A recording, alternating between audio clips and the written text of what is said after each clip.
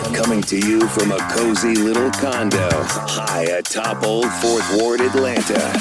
Welcome to The Ron Show on America One Radio. Here's your host, Ron Roberts. I trust you had a good weekend. I've been fighting a little bit of a sinusy thing off and on for the last few days. I think I mentioned it last week. It's why I took one of the days off last week. And I'm going to be heading down to Savannah this afternoon. Hopefully, I will have a show for you as well. In fact, I did a lot of reading over the weekend, just kind of like wallowing around the house. I had holiday parties I didn't even get to go to. I did work an open house yesterday, and that's just about it. Otherwise, I laid low, I took antihistamine, and I hung out with house cats, which is kind of perfect with the weather being what it was, all drizzly and foggy and rainy and chilly, and who wanted to go out in any of that mess, right? So anyway, hopefully I can get through today's show, and I am working on speaking with a young couple from Rome, Georgia, affected by the threat of mass deportation.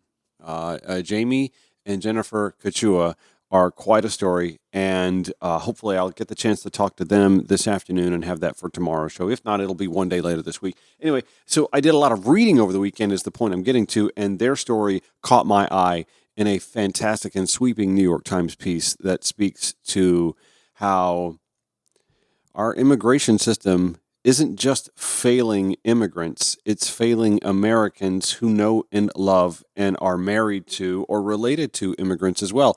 And obviously, this couple living in Rome, Georgia, the heart of Marjorie Taylor Greene country, is no different than many other families throughout the country as well.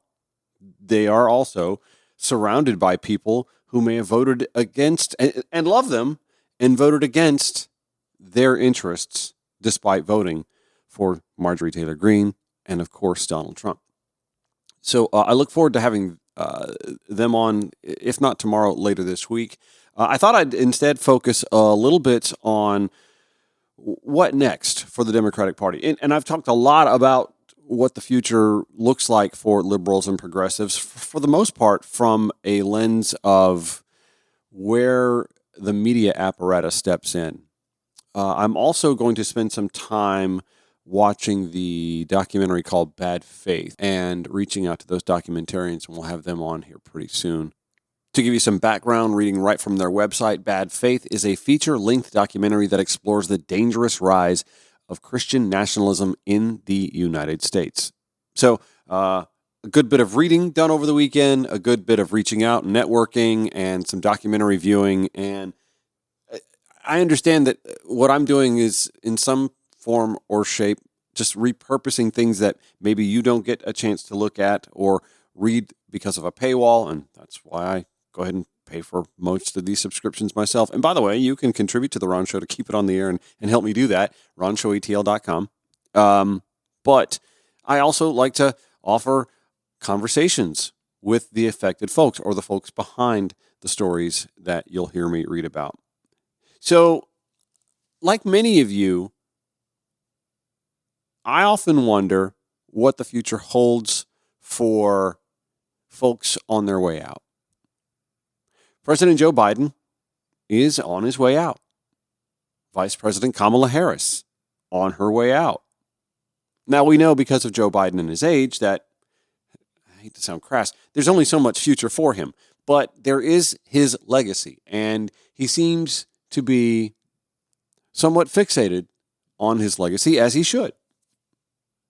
I think there are valid reasons to tout his presidency, valid reasons to critique his political career on the whole. There are also reasons to critique his presidency as well. And part of being a Democrat is understanding that you're in a tent with folks who may align with you 99.9% of the time, and you may be in the same tent with folks who align with you about 75% of the time. I like to think the Democratic Party actually represents the American ideological community. From conservative to moderate to liberal to progressive, I believe the Democratic Party actually has more room for the American public than the Republican Party does. A great example of that is Senator Joe Manchin from West Virginia, who recently, this past spring, announced that he was going to become an independent. And yet, he voted 88% of the time with President Joe Biden's agenda. You can't hide that. You can't run from that. The next person on that percentage meter, Susan Collins of Maine, who voted 67% of the time with President Joe Biden's efforts while president of the United States. That's how thin the margin is between Democrat and Republican in the U.S. Senate, for example. The next person on that percentage meter, I'm getting this from 538, by the way, Bernie Sanders. You go immediately to Joe Manchin's left on the votes with Biden meter, and it's Bernie Sanders 91% of the time. Now, obviously, Bernie Sanders and Joe Manchin have varying reasons as to why they may oppose anything Biden-centric. Bernie from the left, Manchin from the right. But John Tester is right there next to Bernie Sanders, 91%. John Tester, Joe Manchin, two politicians who hailed from right-leaning states, heavily right-leaning states, but served in the U.S. Senate and for most of their careers as Democrats. So you can't tell me that the Democratic Party doesn't better serve the whole of the American ideology than the Republican Party does. Find me a liberal Republican serving anywhere at the state or federal level in this country. I'll wait. Actually, no, I won't, but you feel free to hit me up, Ron at ronshowatl.com, 404-919-2725, at ronshowatl, Facebook, Twitter X, Instagram, Threads, Blue Sky. I'm all over that. Good luck. Anyway, so in my weekend reading, I came across an article in the Washington Post. Cleve R. Woodson Jr. filed this one away. The headline, Biden touts his legacy, but frustration seeps through. The president is observing the traditions of a peaceful transfer of power, refreshing, but his regrets and misgivings are evident, Cleve writes. With just over a month before he leaves office, President Joe Biden has spent the past week engaged in a presidential tradition as common as Thanksgiving turkey pardons and Sunday golf outings, burnishing his legacy for the history books. But for a president whose final months have featured a string of frustrations, being pressured to exit his re-election campaign in July, only to see his party swept from power a short time later, the accomplishments tour has been anything but a simple recitation of White House highlights. At times, Biden's frustrations, even resentments, have seeped through. He has lamented that he did not put his name on pandemic stimulus checks so voters could better connect him with the country's economic rebound. I don't think it would have mattered. He has talked about his successful efforts to sidestep a recession, fact, and worried aloud that Donald Trump would take credit for the humming economy he'll inherit. He knows this because that's what Donald Trump did in 2017 as well. Okay. And he fired a challenge at Republicans who attacked his record to gain control of the White House and Congress. Let's see if you actually hate my programs as much as you say. As a matter of fact, President Biden spoke at the Brookings Institute, and let me give you a taste of that so that you can kind of hear some of the rhetoric that he's challenging Republicans at. Literally telling them, okay, you're about to inherit a bunch of programs that seem to be working for the economy. Are you going to hate them as much when you have control of them? Next month, my administration will end and a new administration will begin. Most economists agree the new administration is going to inherit a fairly strong economy, at least at the moment. An economy going through fundamental transformation that's laid out a stronger foundation and a sustainable, broad-based, highly productive growth. That is my profound hope that the new administration will preserve and build on this progress. Like most great economic developments, this one is neither red nor blue. And America's progress is everyone's progress. After decades of trickle-down economics, that primarily benefited those at the very top. We've written a new book that's growing the economy, the middle out and the bottom up, that benefits thus far everyone. And this is going to be the test going forward. Over 16 million new jobs, the most in any single presidential term in American history. The lowest average unemployment rate of any administration in the last 50 years. 20 million applications for new business records. I mean, it's for new business, that is a record, I should say. Stock market hits record highs. I wish I owned a lot of stock. You know, the worst part of all this, I acknowledge it, Brookings. For 36 years, I was listed as the poorest man in Congress. What a foolish man. Anyway, 401ks are up. More than $1 trillion in private sector investment in clean energy and advanced manufacturing in just 2 years alone. After decades of sending jobs overseas for the cheapest labor possible, companies are coming back to America, investing in building here and creating jobs here in America, in my view, where they belong. And of course, this economic growth is not without pain. The entire world faced a spike in inflation due to disruptions from the pandemic and Putin's war in Ukraine. We acted quickly to get inflation down with the help of Republicans and Democrats. Inflation came down to pre-pandemic levels. Wages have increased, but still too many working and middle-class families struggle with high prices for housing and groceries and the daily needs of life. At the same time as inflation and interest rates continue to fall, we've entered a new phase of our economic resurgence. With the outcome of this election, we also face an inflection point. Do we continue to grow the economy from the middle out and the bottom up, investing in all of America and Americans, supporting unions and working families, as we have the past 4 years, or do we move backward, in my view, backslide, to an economy that's benefited those at the top while working people in the middle class struggle for a fair share of growth in economic theory that encourage industries and livelihoods to be shipped overseas. And I might add, I'm not anti-corporation. For 36 years, I represented corporate America. My state has more corporations registered in my state than every other state in the union. So I'm mildly accustomed to corporate America. And to see it grow is useful and helpful and necessary. But to make the most of the opportunities ahead of, I want to share key pages from our middle-out, bottom-up economic playbook and lay down what I believe to be a new set of benchmarks to measure against the next 4 years and see whether this theory is more than just a phenomenon. 4 years ago when I came to office, 3,000 Americans were dying per day from the pandemic that infected and then had a profound effect on our economy. Not only ours, but around the world. Millions of Americans lost their jobs or at risk of losing their homes.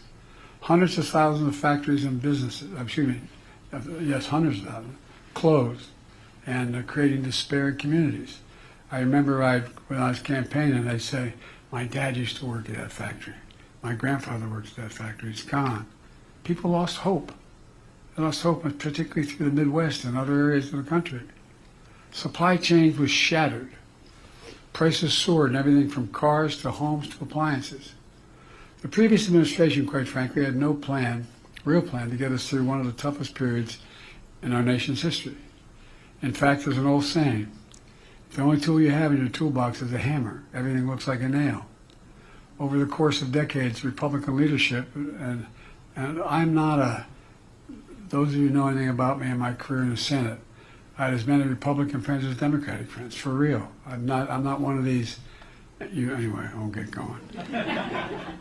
But I've never been a big fan of trickle-down economics. It was a hammer that was hammering working people.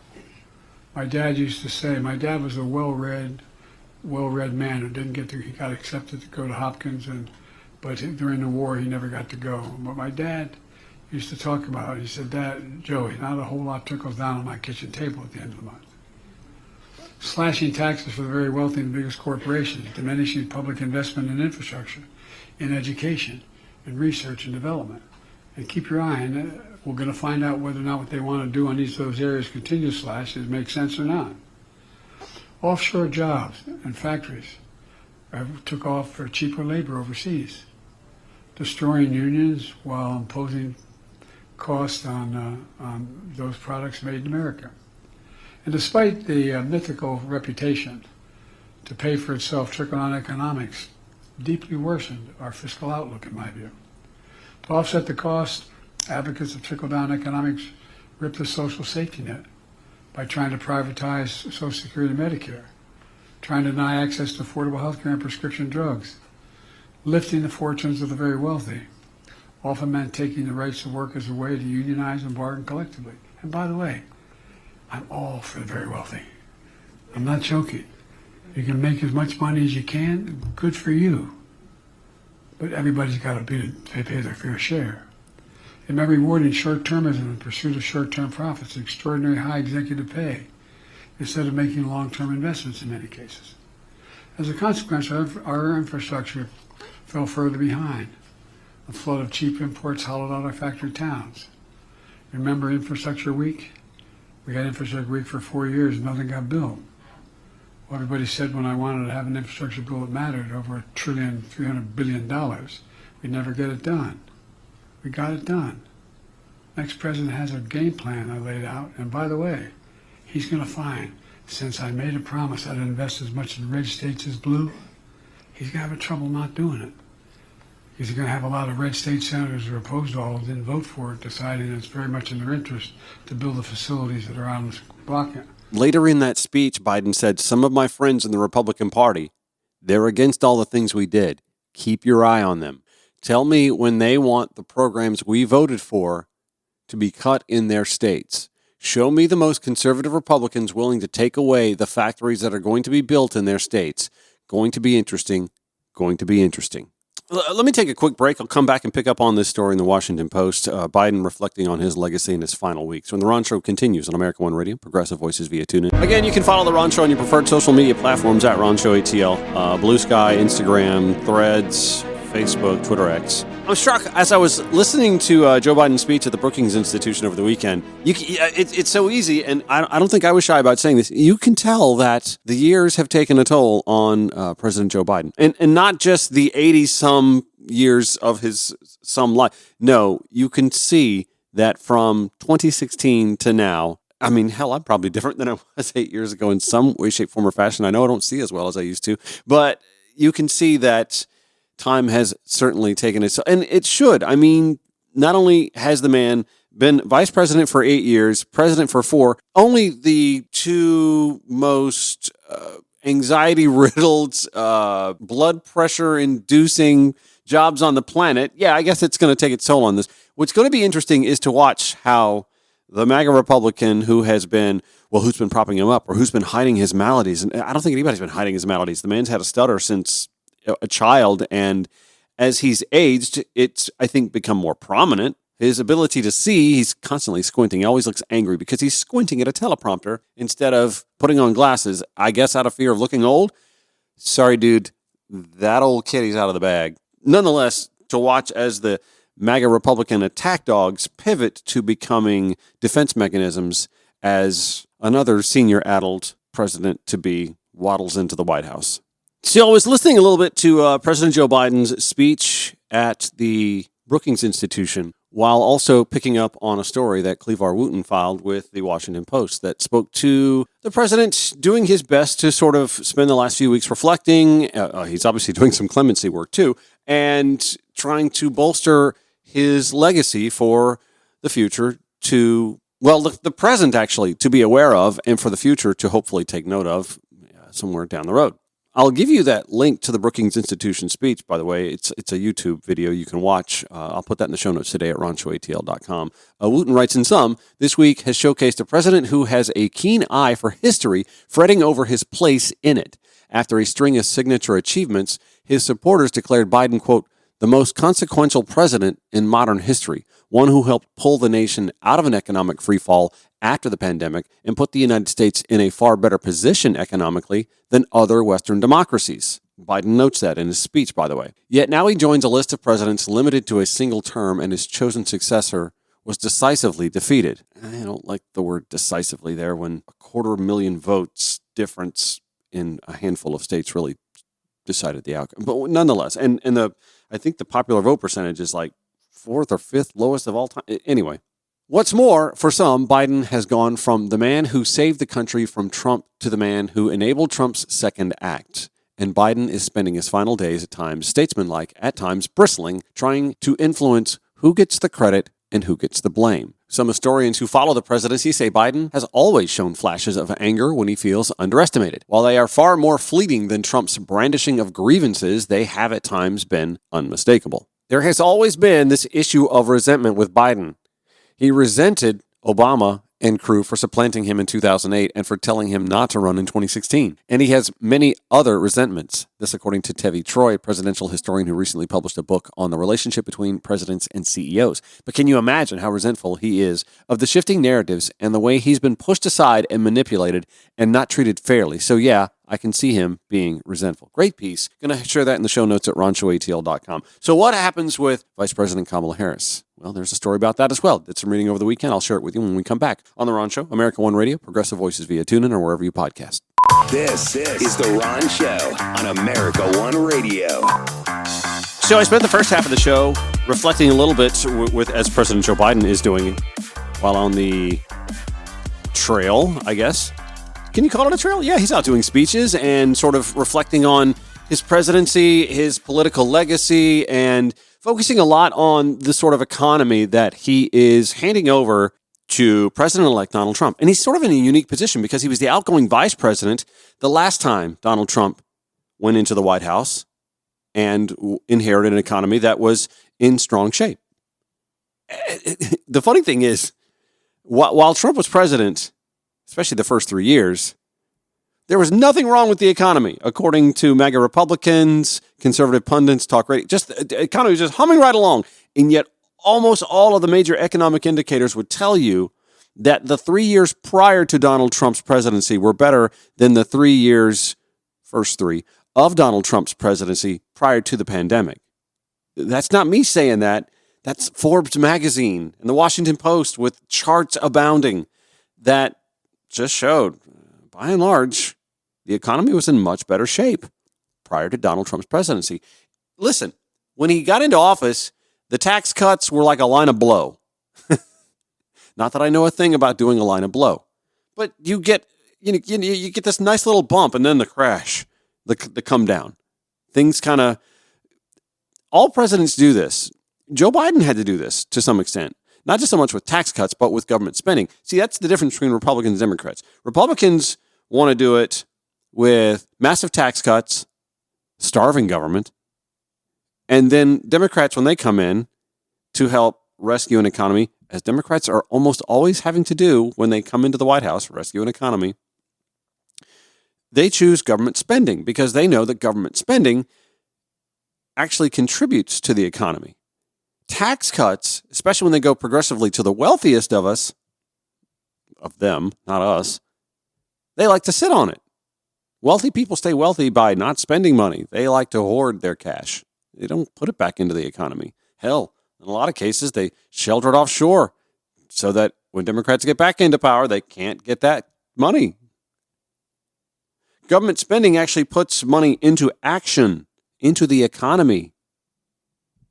Anyway, I didn't come on here to have an ideological discussion about tax cuts versus government spending. I think there's a healthy mix of both that can actually benefit the economy overall. But when Donald Trump came in inheriting an Obama economy that was in sound shape, an economy that he and other Republicans had been deriding for, well, almost all of those 8 years, the Obama economy he inherited was in grand shape.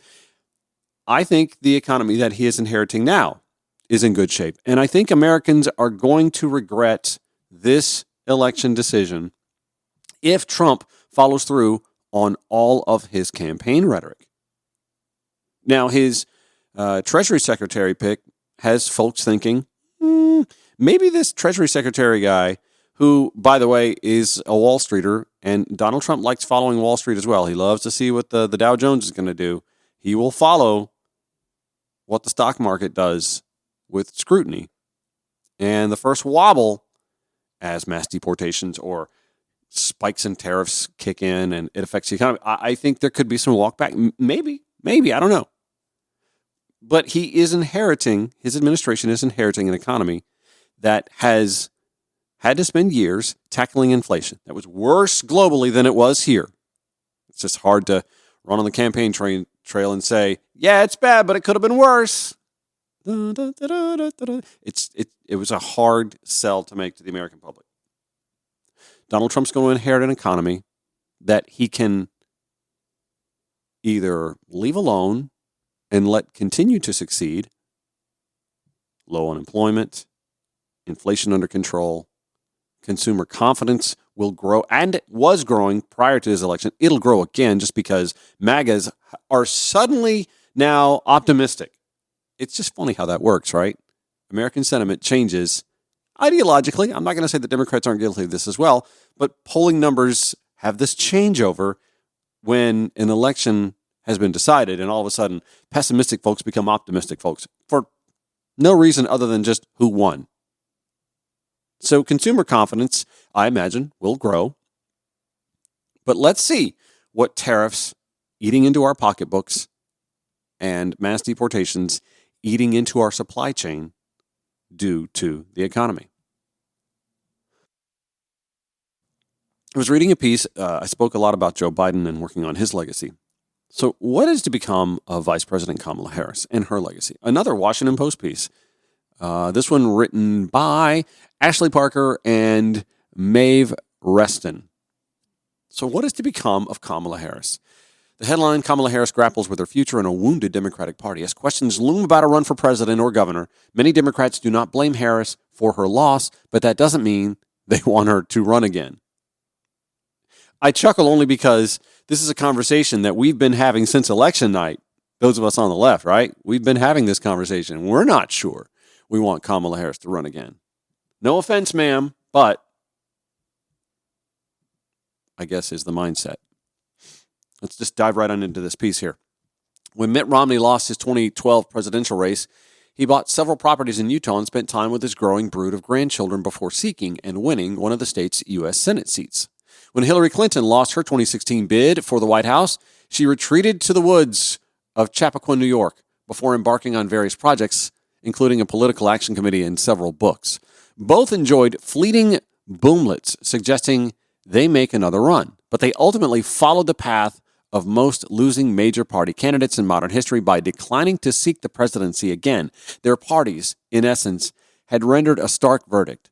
They had blown winnable races and did not deserve another chance. I don't know that Mitt Romney had a winnable race, but okay.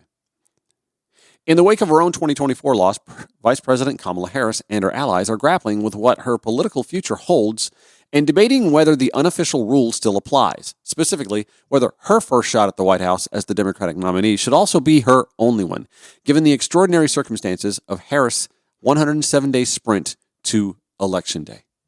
They point not just to President-elect Donald Trump's own unusual trajectory — he won the presidency in 2016, lost in 2020, and ran again in 2024 — but to the hand Harris was dealt. After President Joe Biden's devastating performance in a presidential debate in late June, Harris, a woman of color, inherited a campaign built for a white man 2 decades her senior who had hemorrhaged support from nearly every major demographic group required to win. In just over 3 months, Harris had to vet a running mate, stand up a convention, introduce herself to voters, reframe Democrats' message to Americans angry about inflation, and prosecute the case against Donald Trump, among other campaign requisites. Despite losing decisively, there's that word again. What is with the WAPO in that word? Y'all, she did not lose decisively. The percentage of popular vote discrepancy is minute. Donald Trump did not even win 50%. He did not win a majority of the country. And if you flipped 116,000 votes in 4 states, the 4 decisive, the blue wall, then she's the Electoral College victor. And then what are you going to say? God, they keep using that word decisively. I'm sorry. Let me go back. Start that sentence again. Despite losing decisively, Trump swept her in all 7 battleground states. She emerged with a higher approval rating than when she launched her bid, according to the political website 538. And she has largely escaped blame amid the seething recrimination and finger-pointing within the Democratic Party. That is so true. I think she ran like when you listen to all the things that she had to do, vet the running mate, stand up a convention, introduce herself to the voters, reframing the message. In 107 days, you know what? Damn good job. The margin of victory for Donald Trump against Joe Biden would have been embarrassing. It would have been devastating. It would have left the Democratic Party in tatters, in shambles. If nothing else, Democrats owe Kamala Harris our respect, our admiration, our gratitude for putting the party back together from it fraying apart at the seams prior to her ascending to the role of nominee. No two ways about it. If there's a Democratic Party Mount Rushmore, her bust belongs, her head, don't go there, guys, belongs somewhere on that. History, I believe, will prove that her candidacy, despite a losing one for her and the party, may very well have saved the party altogether. Back to the piece. Rather than blaming her, in fact, many Democrats believe she ran an impressive campaign against insurmountable odds and anti-incumbent global headwinds. Yes. The rules potentially don't apply this time, and she still absolutely could have a mulligan because of the unique circumstances of this race and the candidate switch, said Molly Murphy, a pollster who worked on both the Biden and Harris campaigns. But I don't think it will be a given, she says. Others contend that the old traditions, including those dictating that a one-time loser is finished, no longer apply in American politics. Since Donald Trump has rewritten the rules, the norms, I don't believe Kamala Harris or anyone should try to go with precedent ever, said Donna Brazile, a Harris ally, who also managed Al Gore's unsuccessful 2000 presidential campaign. There are no rule books. Everybody can color outside the line, Brazile writes. Still, while Harris, age 60, will almost certainly get a second act, a second turn as her party's nominee could prove elusive. Even some of her allies and former campaign aides privately concede that other aspirants would not step aside for her in 2028 and are still trying to parse how much of the groundswell of support she received during her unsuccessful bid reflected affection for her rather than relief that she was not Biden. Oh, I wrestle with that all the time. Trust me, it's something that we all sort of reflect on the left. How much of our exuberance was for her, or how much of the exuberance was, well, it's not him. Again, it's not hard to understand. Joe Biden was going to be slaughtered at the ballot box this election cycle. Kamala Harris gave us a chance. And I think that's something that we have to wrestle with. How much of this was about our affection for her and policy positions, and how much of it was, well, it's not nearly the uphill slog we thought it was. I'm going to take a quick break, pick up on this conversation when the Run Show returns. America One Radio, Progressive Voices via TuneIn or wherever you podcast. All right, final segment for today's Ron Show. And can I just tell you, when I watch a movie, especially if it's a historical movie, like if I know what happens to the central character in a movie well after the movie ends, it's sometimes really good to see, there's a new Dexter series coming out, right? Showtime is coming out with the Dexter series, the Dexter prequel. And it's kind of satisfying knowing where that character's going. Well, I mean, it's not really satisfying. I don't want to wander into Luigi Mangione territory again there, but you at least know where the story's going.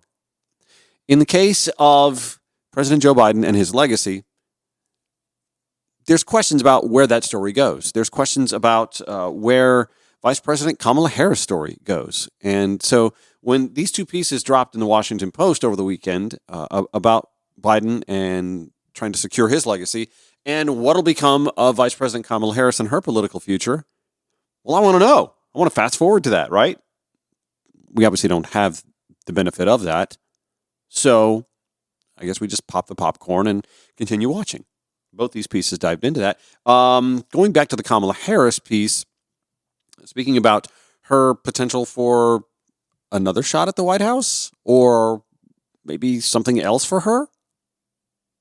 Some analysts also say female politicians are given less slack following a loss. And some, oh boy, listen, here in Georgia, Stacey Abrams, there was less enthusiasm. You can see in the ballot box numbers, less enthusiasm for her running again for the governor's office here in the state of Georgia against the same candidate she lost to by a razor-thin margin, if all the votes were even counted.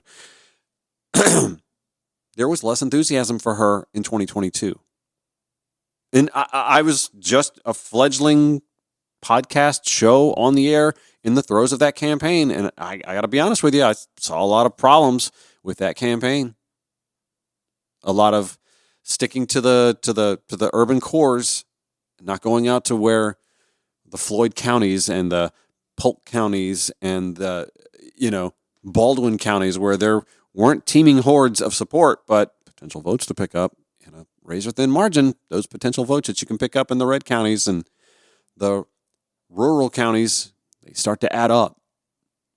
Nonetheless, Stacey Abrams, no one has been told, or no one's been given any indication if she will make a third try at the governor's office in 2026. But I can tell you, I talked to insiders in the party, left of center, throughout the state. There's no enthusiasm for a Stacey Abrams third try. Very little enthusiasm. Anyway, back to the idea that female politicians given less slack following a loss. This piece writes, and some Democrats may be wary of nominating a woman again after Clinton and Harris both suffered devastating losses to Trump. I have to admit, it crosses my mind when I have conversations with folks about, well, what about this person? What about that person? We always do that. We preordain a problem with candidates who are otherwise good candidates. All that conversation happens with Pete Buttigieg, too. Well, if we can't elect a woman or we can't elect a black woman, what makes you think you can elect a gay man? Why preordain it? Why not just let them run and let the voters decide? Just an idea. I said this in 2016 as the Sanders guy. Here's an idea. Let the voters decide. Let them all decide. Stop putting up obstacles. Let the voters decide. Anyway, the landing in general has kind of been harder for women, according to Debbie Walsh, director of the Center for American Women in Politics at Rutgers University. Women who were at the state level and run for governor and lose, they don't get the soft landing of a position in a law firm that allows them to regroup and earn some money and maybe run for something else. They struggle a bit. I'm going to have to reach out to a friend of the show, Chitra Raghavan, by the way, have her back on. We haven't had her on since the election, and I'd love to get her take on that as well.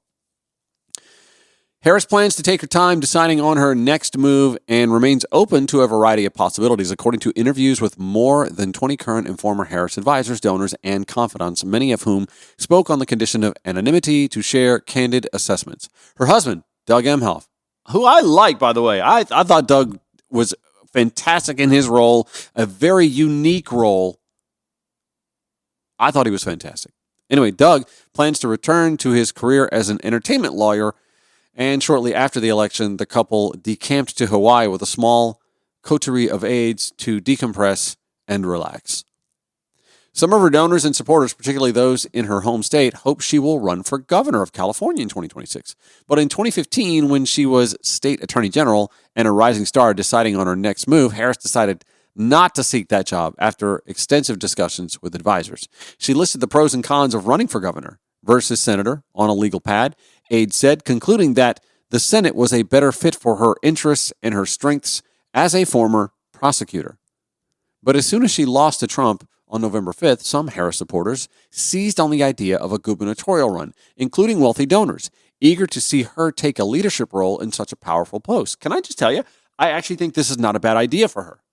It would, of course, sidestep her for 2028 if she were to run for governor in 2026, but it would also give her a term or two in an executive leadership role for her to burnish the opportunity maybe to run in 32, 2036, maybe. What are we looking at? 8 years. She'd be 68 by then. That seems to be a sweet spot for the presidency.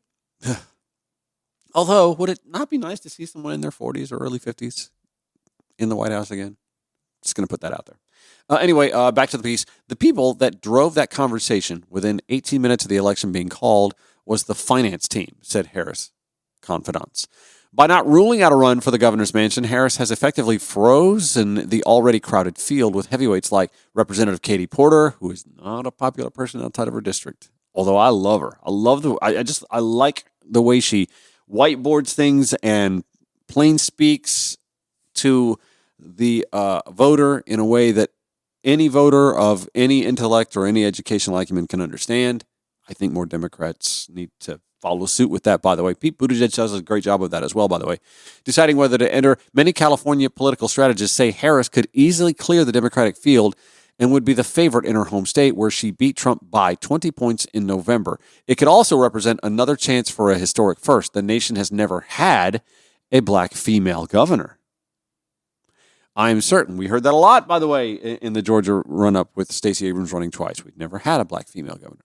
I'm certain that everyone will want to support Kamala Harris in continuing to serve this country, said Katie Porter, when asked how a Harris decision would affect her own thinking. Given that she's a thoughtful person, I'm certain that she too is thinking about what does that look like for her, and I want to support her in whatever comes next for her. I mean, if that's not a pre-bending of the knee, I don't know what is. The jockeying for the 2028 presidential run had already begun as Democratic governors conversed at their winter meeting in Beverly Hills in early December. Such powerful figures as Governor of California Gavin Newsom, Illinois Governor J.B. Pritzker, and Michigan Governor Gretchen Whitmer already seem to be laying the groundwork for their campaigns. No mention, by the way, of Buttigieg. I'm just saying put a pin in that guy, because I'm not saying, not put a pin. I'm saying just asterisk. It'll be interesting to see what decisions he makes. I had heard actually he is considered running for governor of Michigan first. Maybe, I guess, noting his age, he's got time to formulate his executive leadership resume. Anyway, back to the piece. While Harris would face formidable competition in a 2028 presidential run, she would also start with big advantages. Broad name recognition, a robust list of donors, the experience of having run a national campaign, and the conviction among some that Harris' loss was mostly due to Biden's unpopularity. It's almost Shakespearean that Joe Biden didn't just kill his own campaign, he killed hers too, a Harris campaign advisor said. I think that's kind of cold, but Biden's advisors reject the idea that Harris' loss can be pinned on him. Some contend Biden would have won re-election. They are delusional. Had he not been pushed out by his own party, they are delusional, despite polls at the time suggesting otherwise. Others note that when Harris sought the presidency on her own in 2019, her campaign collapsed before a single primary vote was cast. It's apples and orangutans. It's a really unfair comparison. On a call with donors and supporters in late November, Harris did not reveal her thinking about her next move, but she said she would stay engaged in the public arena. Allies said she is still, quote, processing her loss, but plans to, quote, stay in the fight, an echo from her November concession speech where she used the word fight 19 times. The fight that fueled our campaign, a fight for freedom and opportunity that did not end on November 5th, Harris said on the call, a fight for the dignity of all people that did not end on November 5th, a fight for the future, a future in which all people receive the promise of America. That fight's still in us, and it burns strong, she said. In the weeks after her loss, Harris and her aides received messages and calls from supporters, including many in their late teens and early 20s, urging her to continue in a public role, an advisor said. Harris also specifically sought out correspondence from Gen Zers on a range of topics, the advisor added. As a first step, allies and advisors say Harris is likely to start an independent political group, which would allow her to maintain control of her massive email list, smart, travel the country, give speeches, raise money for fellow Democrats, and maintain her vast network of supporters. Can I just say that is almost exactly what Donald Trump has spent the last 4 years doing himself. The specifics of her message have not yet been decided, but could include themes from her campaign, such as an emphasis on reproductive rights, which I think they actually spent way more time on than pocketbook issues, kitchen table, budgetary issues with the family. But anyway, emphasis on reproductive rights and creating more economic opportunity. There you go. For non-college graduates, there you go. Some also expect her to use her considerable political influence to boost the campaigns of female candidates, particularly women of color. Another fantastic piece, solid piece. I will include that in today's show notes at ronshowatl.com. I'm having to wrap because my time is running low. And hopefully I'll have a show for you tomorrow. Otherwise, it'll be a best of. I am efforting an opportunity to speak with Jamie and Jennifer Kachura, Rome, Georgia couple who may be split by mass deportation. Listen, have yourself a great Monday. Back here tomorrow in some way, shape, form, or fashion. Have a great one.